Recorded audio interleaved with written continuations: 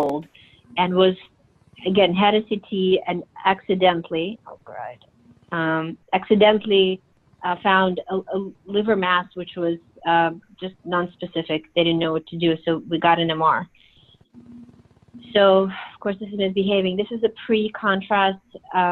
Again, it won't scroll much, so I'm sorry, but, you know, it was exophytic, very well defined. It had restricted diffusion. It was kind of very low signal intensity on T2. Not much in terms of early enhancement, although this is an early arterial phase. On a kind of late arterial, early portal venous phase and delayed phase, again, very non-specific pattern of enhancement, kind of not hypervascular, not your typical hypovascular pattern either. So we really couldn't come up with, you know, with anything intelligent in terms of based on imaging, other than it looks malignant, not the typical appearance of CLL involvement. In the liver, those are generally much more infiltrative, or at least they would have probably brighter signal intensity on T2.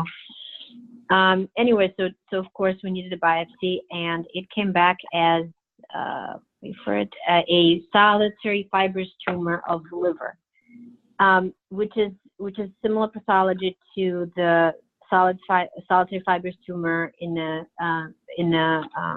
mediastinum and pleura, but the liver location is very, very uncommon.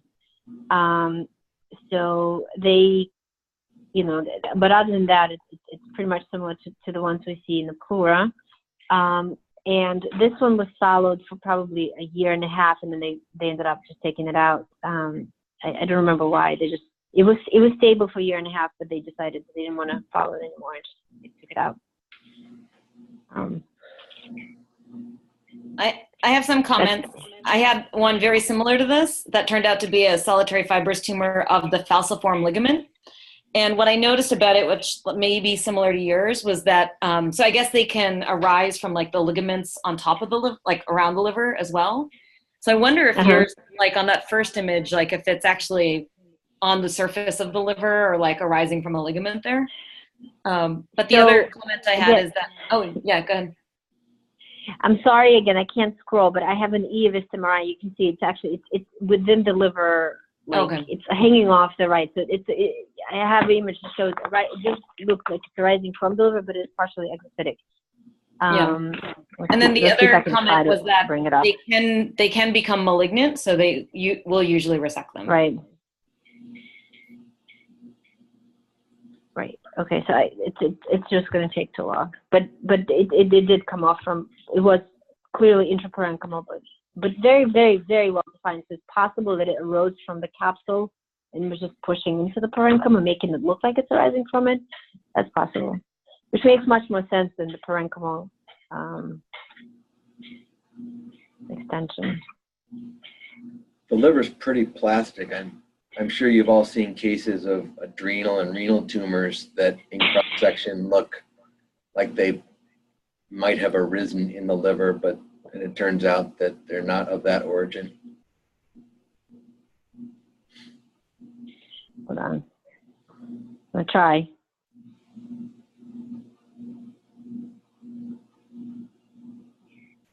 We had a solitary fibrous tumor of the pelvis somewhere. Got in my case files. I haven't looked at it in a while. Here, so you can see here, this is in coronal.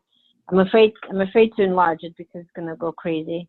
But you can see even on a small one that it is a good chunk of it is inside the liver. So, but it's possible that it arose from the capsule and just pushed in. Yeah.